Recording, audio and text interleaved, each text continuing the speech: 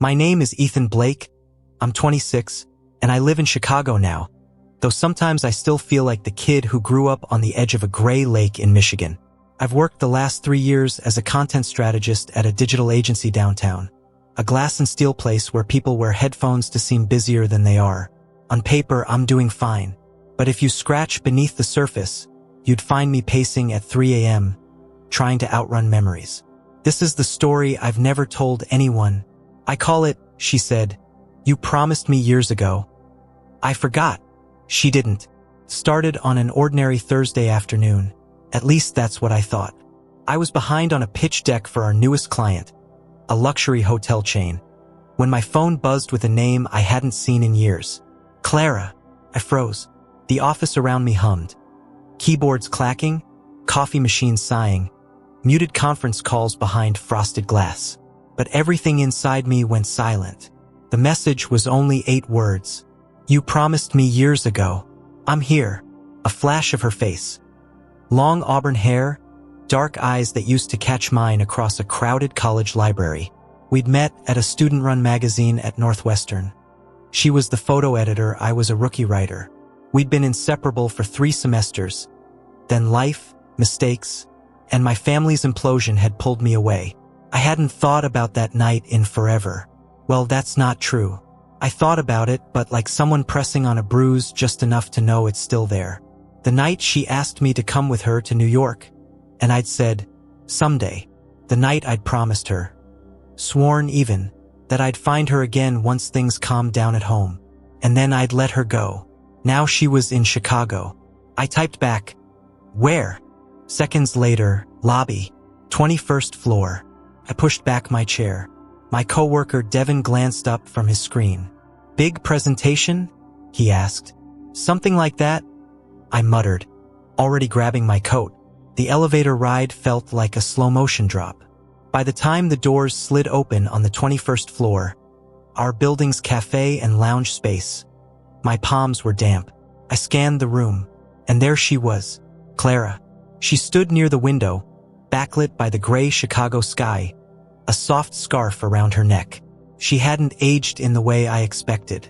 She looked sharper, more defined, but the curve of her smile, when she finally turned, hit me like déjà vu. "I didn't think you'd actually come," she said. "I didn't think you'd actually find me," I replied. She laughed once, quietly. "You're easy to find when you're on agency websites." We sat at a corner table. My pulse was a drumline. "What are you doing here?" I asked. She tilted her head. "Work. I'm shooting the campaign for the same hotel chain you're pitching." Of course, our lives had collided professionally without me realizing. "You promised me," she said then, softer. "You promised me years ago you'd come." I swallowed. "I know. Things got complicated. My dad." I trailed off. My father's gambling debts, the sudden move, my mother's breakdown. Clara had seen the edges of it, but never the whole picture. Her eyes were steady, but not unkind. I waited, Ethan. Not literally, but part of me did. "I'm sorry." She looked out the window. "We're staying at the Sable Hotel. My crew's there all week." Something about the way she said it, half invitation, half challenge, unlocked something in me I didn't know was still alive. That evening, back at my apartment, I tried to work on the pitch deck, but her face floated over the spreadsheets. I thought of our old nights. Sneaking into the art building, her showing me her photographs, me reading drafts aloud until she fell asleep with her head on my shoulder. And then, unbidden, the memory of the fight, her telling me she had an offer in New York, me saying I couldn't leave, her eyes filling with tears. "Promise me you'll come," she'd said. "I promise," I'd answered. My phone buzzed. Another message. "Dinner? Just talk." I went. The Sable Hotel's restaurant glowed with warm light and soft jazz. Clara was at the bar, swirling a glass of wine. "You look nervous," she said as I sat down. "Should I be?" "That depends." We ordered small plates. The conversation started polite, her photography career, my agency projects. But soon the undercurrent surfaced. "You disappeared," she said finally. "One day you were in my life, the next you were gone." I didn't know how to explain. My dad's arrest, The debt collectors. You could have told me. I thought I was protecting you. Her lips pressed together. You were protecting yourself. The words landed like a dart. I took a breath. You're right. Silence. Outside, rain streaked the windows. Then she softened. I'm not here to punish you, Ethan. I'm here because I saw your name on the project brief and I couldn't not see you. A warmth spread through me, tangled with guilt. She reached into her bag and slid a small envelope across the table. I found this when I was moving last month. Inside was a photograph. Me at 21, looking at her camera, smiling like I had no idea the world could break.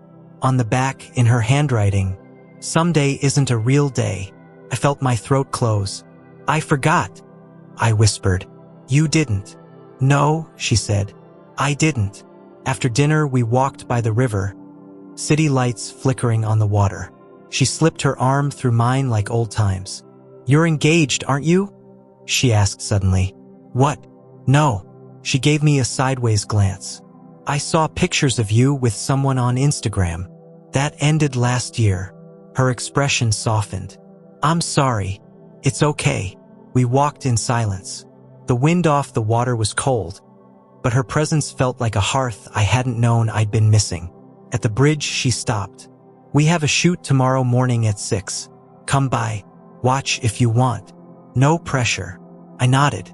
I'd like that. She smiled. An echo of the girl I'd loved and a hint of the woman she'd become. Good night, Ethan, she said, and disappeared into a waiting cab. I stood there, heart hammering, knowing my life had just tilted on its axis. That night, lying awake, I realized something. In the years I'd been building a responsible life, steady job, rented apartment, muted existence. Some part of me had been frozen in the moment I let Clara walk away. Now she was back, and I had no idea whether this was a second chance or a reckoning. I arrived at the Sable Hotel before dawn, the sky still bruised purple. The lobby smelled of coffee and fresh lilies. Upstairs, the ballroom had been transformed into a makeshift studio. Soft boxes, fabric backdrops, racks of expensive suits. Clara moved between assistants, her camera swinging like an extension of her body. When she saw me at the doorway, her expression flickered. Professional mask, then something warmer. You came. I said I would, I replied. Stay out of the way, she teased. But don't disappear. I watched from the edge as she directed the models, her voice low but firm. She was everything I remembered and something entirely new, commanding in her element. And I realized with a jolt how much I'd underestimated her back then. How young and self-absorbed I'd been. Devin from my office was there too, holding a clipboard. He raised an eyebrow at me. Didn't know you were into early morning fashion shoots, he whispered. I'm just observing, I muttered. By mid-morning, tension brewed. The hotel client had arrived. A silver-haired VP named Callahan who barked about brand guidelines. Clara stayed calm, but I could see her jaw tighten. Finally, Callahan turned to me. You're with the agency, aren't you? Fix this. The lighting's all wrong. It's not wrong, Clara cut in before I could answer. The mood board you signed off on called for diffused light. Callahan bristled. We're paying you to deliver, not argue. The room went still. Clara's assistant glanced at me as if to say do something. I stepped forward. Mr. Callahan, the shoot is on schedule. Let's review the shots before making changes. Callahan glared but backed off. Clara shot me a grateful look. At lunch, she pulled me aside into a service corridor lined with linen carts. You didn't have to do that. Yes, I did. For a moment we stood close enough that I could smell her perfume. Something citrusy, clean. You've changed, she said. Have I? You used to run from conflict. I'm still learning not to. She studied my face, then touched my arm lightly. Thank you. The rest of the day blurred. By evening, I was back at my apartment, the city glowing through the blinds. My voicemail light blinked red. It was my mother's voice, fragile, slurred. Ethan, your father's out. He called me, said he wants to see you, said he has something of yours. A chill ran through me. My father had been released from prison months ago, but I hadn't spoken to him. He still lived in the same decaying house near the lake. What could he possibly have of mine? I dialed back. She didn't answer. For the first time in years, the old panic pressed against my ribs. The debt collectors, the nights he disappeared for days, the shouting matches. Clara had been the only bright thing in that darkness. I thought leaving her behind was protecting her from my family's chaos. Maybe it had just been cowardice. Another buzz. A text from Clara. Tomorrow's rap party. Rooftop. 8 p.m. Come. I stared at the screen. If I went to see my father, I'd be diving back into the past. If I went to Clara's party, I'd be stepping into a possible future. I chose both. The next afternoon, I drove out to the old town. The lake was still a sheet of pewter. My father's house sagged against the wind. When he opened the door, I barely recognized him. Thinner, older, eyes darting. "Ethan," he said, as if testing the name. "You called Mom." He nodded, shuffling back into the kitchen. "I kept something for you. Thought you'd want it." On the table lay a battered shoebox. Inside were clippings from my college articles, photographs Clara had taken of me at readings, even the acceptance letter from a writing fellowship I turned down to stay home. "You went through my stuff," I said. "I was proud," he muttered. "I didn't know how to show it." He looked up, eyes wet. "I ruined a lot, but don't ruin this." "What do you mean?" "That girl," he said. "The one in the pictures. Don't run from her again." I stared at him, stunned. "Why do you care?" He gave a bitter smile. "Because I ran from your mother, and I regret it every day." Something cracked inside me then. Not forgiveness, but a shift, like a window opening. I left the shoebox on the passenger seat and drove back to the city. The sun setting in streaks of orange and red. The rooftop party was already pulsing with music when I arrived. Fairy lights draped across the railings, the skyline glittering beyond. Clara stood by the bar in a simple black dress, hair swept up. "You came," she said again, softer this time. "I had to." We found a quieter corner near the edge. She handed me a glass of champagne. "I saw your father today," I said without thinking. She blinked. "I didn't know you still talked to him." "I didn't, until today." I told her about the shoebox, the clippings, his warning. She listened, eyes glistening in the glow of the city. "I thought leaving you was protecting you," I said. "But it was me hiding. I don't want to hide anymore." She didn't speak right away. Instead, she reached into her bag and pulled out a small notebook, worn at the edges. "Do you remember this?" I recognized it instantly. Our old idea book, where we'd sketched stories, places to visit, promises scribbled in margins. She flipped to a page. My handwriting, "Someday we'll do Paris. I promise." Her handwriting beneath, "Don't forget." "You kept it," I whispered. "I kept everything," she said. The music thumped around us, but it felt like we were in a bubble. "I don't know what happens next," I admitted. "But I'm here. I'm not running." She studied me for a long moment. "It's not just about showing up, Ethan. It's about staying." "I know." A tear slid down her cheek. She brushed it away quickly. "You broke my heart back then." "I know," I said again. "And I'm sorry." Her hand found mine on the railing, tentative but real. "Then show me." We stood like that, the city humming below, our fingers intertwined. Later, when the party thinned and the night cooled, we walked back down to the street. She stopped under a streetlight. "I'm going to Paris next month for a shoot," she said. "I leave in 2 weeks." "Of course you are," I murmured. "You could come," she added, almost casually. The old fear rose, work deadlines, obligations, the safe little box I'd built around my life. But behind it was something else. The memory of my father's hollow eyes, the shoebox of a life unlived. "I'll think about it," I said. But even as I spoke, I knew thinking wasn't enough. Clara searched my face, then nodded. "Don't promise me unless you mean it." "I won't," I said. She kissed my cheek, light as a whisper. "Good night, Ethan." As she walked away, I felt the past and future colliding inside me like two trains. I spent the next 2 weeks in a blur of decisions, deadlines, and restless nights. The office felt heavier than usual. Every time I looked at my computer screen, I imagined Clara behind her camera, framing a shot I might never see. Devin noticed. "You're distracted," he said one afternoon. "Something's going on." "I just have a lot on my mind," I lied, typing a half-hearted line into a proposal. Clara's messages came almost daily. Quick updates, shots of behind-the-scenes moments, little jokes only we'd understand. And every time, my chest tightened with a mix of longing and guilt. Finally, one evening, I decided I had to talk to my father again.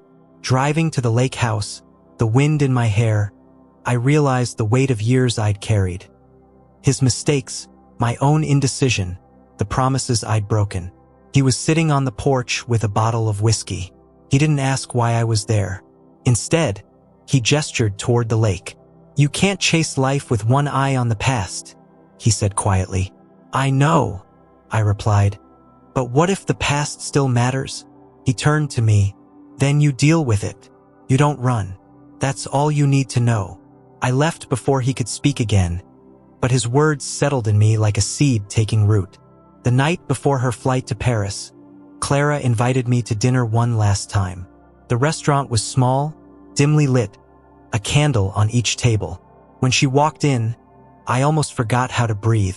"Ethan," she said softly, "I don't want regrets. Neither do I." We talked about everything and nothing, work, the city, the silly college memories we'd shared. The air between us felt charged, every glance carrying years of unspoken words. Finally, I reached across the table. "Clara, I need to ask something, even if it's reckless." She raised an eyebrow. "Go ahead." "Paris," I said. "I'll come with you." Her eyes widened, searching my face for hesitation. "You mean it?" "I mean it," I said. "No excuses this time. No someday." A tear slipped down her cheek. She leaned across and kissed me. Long, quiet, the kind of kiss that makes the world shrink and pulse with everything you've ever wanted. "I was afraid you'd forget again," she whispered. "I won't," I promised. Packing for Paris the next morning, I felt both fear and exhilaration. The city I'd lived in for years suddenly seemed small, constricted. The thought of being with Clara, chasing stories, waking up in new places, it was terrifyingly beautiful. Before leaving, I stopped by the agency. Devin gave me a knowing look. "Going on an adventure?" "Something like that," I said, smiling for the first time in months. Clara met me at the airport, camera bag slung over her shoulder, her eyes alight with that mischievous, confident spark I'd loved since college. We held hands, and I felt a quiet, steady certainty. Whatever happened next, I wasn't running. On the flight, I thought about everything that had led me here. The fight to keep my family together, the weight of promises, the nights I spent alone thinking I'd missed my chance. And yet, in that moment, I realized life was never about perfect timing. It was about choosing bravely when the opportunity appeared. Paris was overwhelming. The streets buzzed with artists, tourists, and strangers whose lives intersected with ours for fleeting moments. Clara led me to a rooftop near Montmartre, where she wanted to photograph the sunrise over the city. We watched it together, silent at first. Then she turned to me. "I'm glad you didn't run." "Neither am I," I said.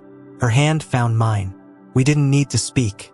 The light of the city, the warmth of her hand, the distant echo of my father's advice, it all converged. I understood then that life wasn't about holding on to control. It was about embracing what you loved, even if it terrified you. A week later, we were photographing a new campaign on the Seine.